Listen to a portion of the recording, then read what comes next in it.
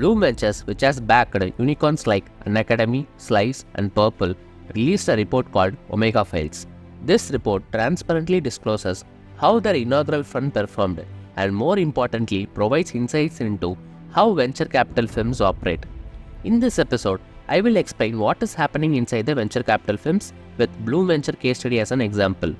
If you are a VC enthusiast or an aspiring entrepreneur, then this episode is for you. Hello everyone, I am your secondary researcher. Welcome to Minds and Markets with Santosh Gandhi.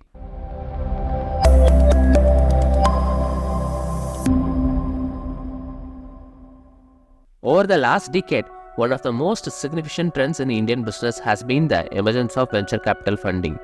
Startups who do not wish to borrow money from the bank can consider venture capital as a significant funding source for their business to expand quickly. 3 decades after the first venture capital firm was established in US, in 1975, a risk venture capital foundation was established in India.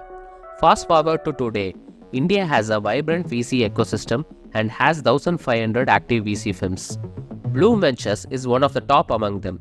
In the period of 2011 to 2015, Blume invested their inaugural fund of 98 crore rupees over 70 startups and earned 5x gross returns. But wait, this 98 crores and 5x gross returns doesn't only belong to Blume Ventures. This money is sourced from 80 different people and institutions. They are called limited partners.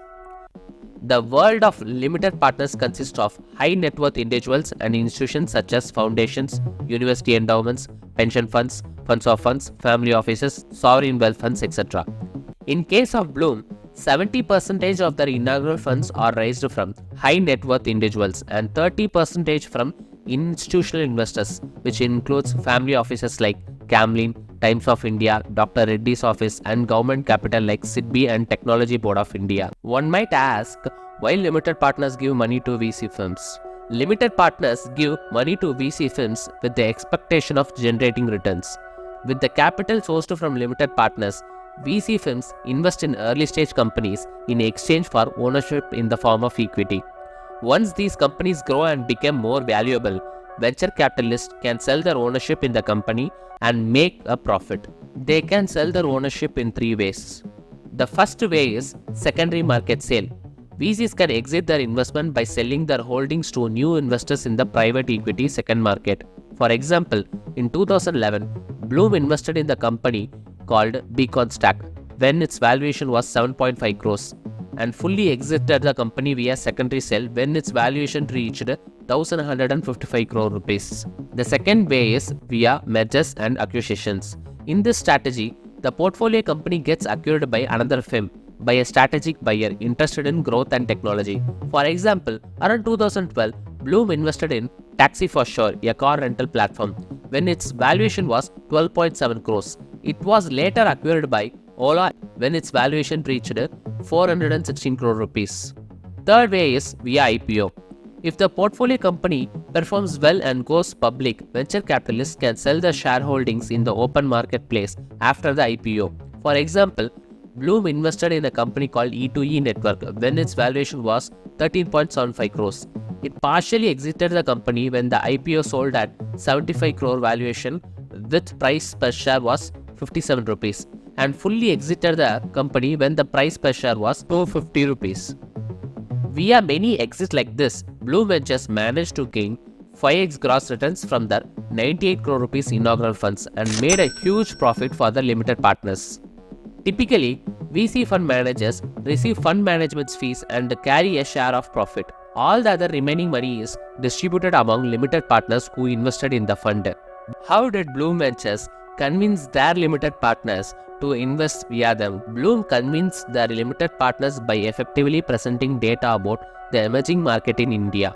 This included showcasing the attractive demographic and economic trends driven by the rising middle class and domestic consumption. Additionally, they emphasized the potential of internet and smartphone market of India in 2011. Furthermore, in 2011, there was a significant gap in the VC industry. VC investments will generally happen at various scales and different stages of a company. However, at that time, most VC firms had shifted to growth stage from the early stage.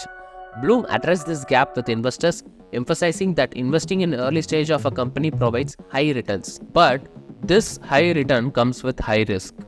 To mitigate this risk, Blume adopted multiple deal strategies, either leading or being a part of syndicate deal. For instance, for companies like Taxi for Sure, Blume collaborated with other investors like Helion and Axel, forming a syndicate to collectively invest in the venture.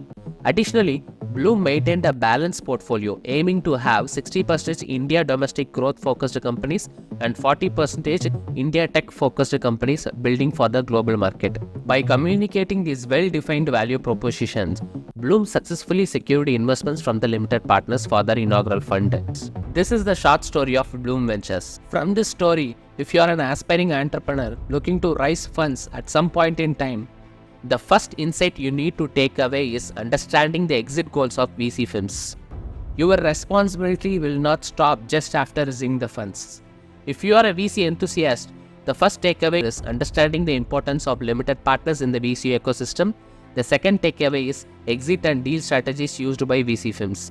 The third takeaway is that venture capital is a long-term game with high risk and high reward, where a only fraction of investment yield significant returns. Thank you for joining Minds and Markets with Santosh Gandhi. If you enjoyed this episode, don't forget to subscribe to watch more insightful content like this. Feel free to share your thoughts and feedback in the comment section. Bye then, signing off, Santosh Gandhi. Let's meet you all on next episode.